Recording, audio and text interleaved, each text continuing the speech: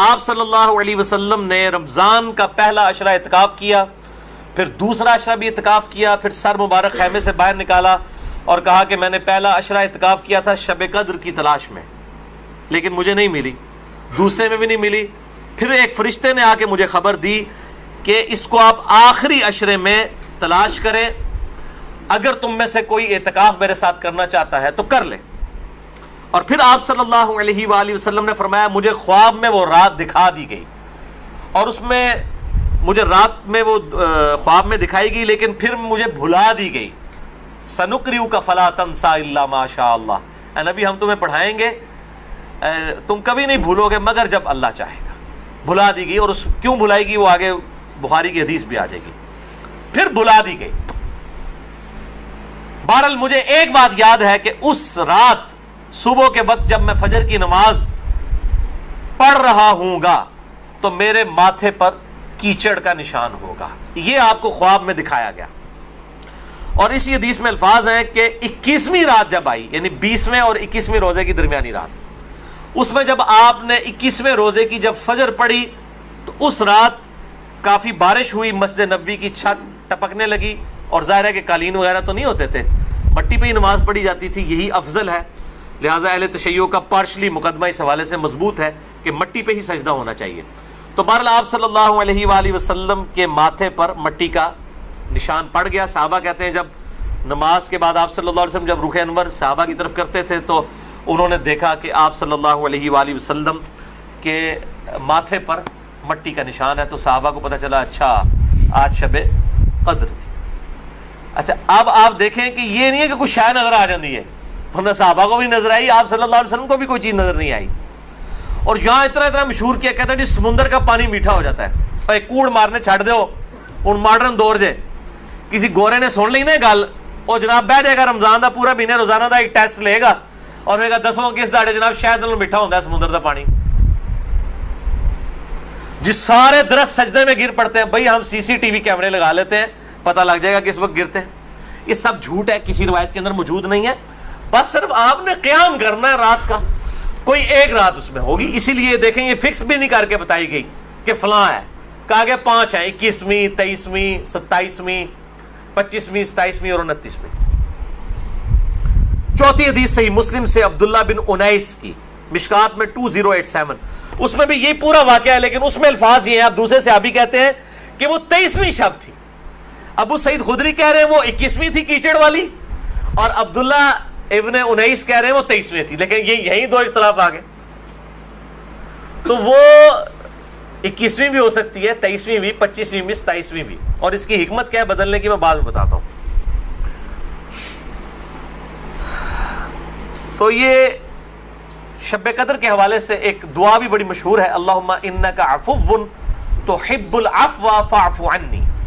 یہ روایت مشکات میں بھی موجود ہے 2091، اور جامع ترمذی اور سنن ابن ماجہ میں موجود ہے، لیکن یہ روایت منقطع ہے۔ وہ تابعی جو ہے عبداللہ بن بریدہ، اس کا سماع اما عائشہ سے ثابت نہیں ہے، شیخ البانی اسے حسن درجے تک پہنچاتے ہیں۔ بہرحال دعا کے بارے میں میرا موقف یہ ہے، چاہے کوئی ضعیف روایت بھی ہو، اگر کوئی دعا کے طور پہ اسے کر لے تو میں اس کے اوپر کوئی فتوی والا معاملہ نہیں کرتا۔ امام دارقطنی نے بھی یہ بات لکھی ہے کہ یہ منقطع روایت ہے، اللہم انک عفو تحب العفو فاعف عنی۔ 5ویں حدیث صحیح مسلم سے ہے، مشکات میں ہے 2088۔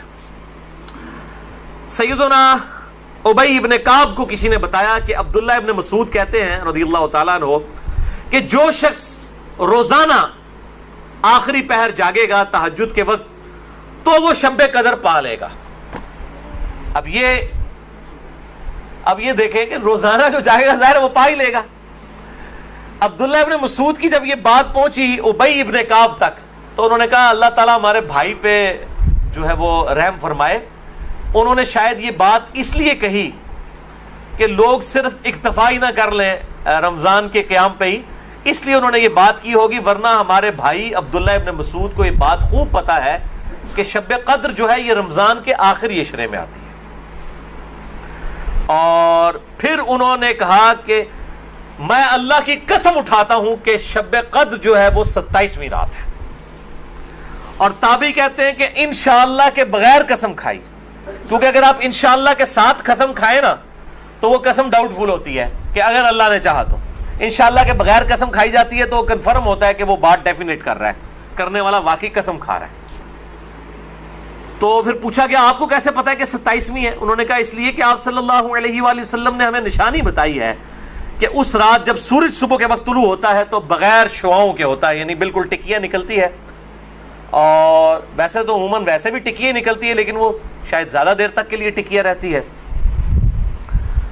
اب حالانکہ باقی روایتوں کے اندر 21ویں 23ویں بھی آیا ہے, اور یہ قسم اٹھا کہہ رہے 27ویں, تو اس سے مراد پھر تطبیق یہ ہوگی کہ جو انہوں نے پائی ہے وہ اس سال 27ویں کو آئی ہوگی, ورنہ تو یہ بدلتی رہتی ہے. چھٹی حدیث صحیح بخاری سے ہے, مشکات میں 2095, کہ آپ صلی اللہ علیہ وآلہ وسلم شب قدر کا دن بتانے کے لیے کہ آپ کون سی رات کو یہ آئے گی باہر تشریف لائے, تو دو مسلمان آپس میں جھگڑ رہے تھے.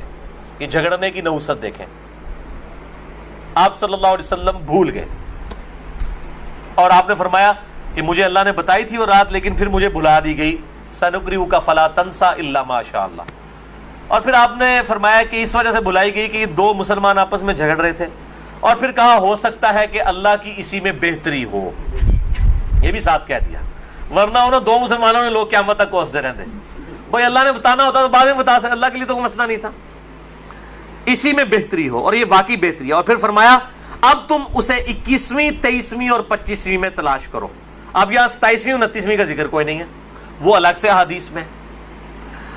تو حکمت یہ ہے بیسیکلی اس کو ڈیفرنٹ کرنے میں, تاکہ لوگ یہ پورا عشرہ جو ہے وہ اہتمام کریں. دوسرا لوگ کہتے ہیں جی جس رات میں قرآن نازل ہوا تھا وہ ہوگی تو کوئی ایک ہی رات نا, یا 21ویں ہوگی, یہ تو نہیں ہے کہ 14 اگست اس دفعہ جو ہے 14 اگست کو آئے تو اگلی دفعہ 14 اگست جو ہے وہ 21 اگست کو آ جائے, اس طرح تو نہیں ہوگا. 14 اگست 14 اگست کو ہی آئے گا. تو یہ کیا وجہ ہے کہ قرآن جس رات میں نازل ہونا شروع ہوا وہ تو یا 21ویں تھی یا 23ویں تھی یا 25ویں یا 27ویں یا 29ویں, تو اگلے سال بھی وہی ہونی چاہیے. تو یہ دنیاوی اعتبار سے تو یہ بات بالکل ٹھیک ہے, لیکن جب اللہ تعالیٰ نے اس کی سیلیبریشن اس طرح کر دی ہے کہ اس سال میں اس کی سیلیبریشن کروں گا 21ویں کو, اگلے سال 23ویں کو, اس سے اگلے سال 27ویں کو, اس سے اگلے سال پھر شاید 21ویں کو ہو جائے, پھر کبھی 29ویں کو, تاکہ یہ روٹیٹ کرتی رہے, مسلمانوں کا شوق برقرار رہے. اس میں نظر کچھ نہیں آنا ہوتا, بس قیام کرنا ہوتا ہے. اللہ تعالیٰ 82 سال کی عبادت کا ثواب لکھ دے گا, اور اس کا آسان طریقہ میں آپ کو اینڈ پہ 2 حدیثیں بتا دوں گا سست الوجود لوگوں کے لیے انشاءاللہ میرے جیسے. 7ویں حدیث بھی بخاری اور مسلم دونوں میں ہے, مشکات میں 2090.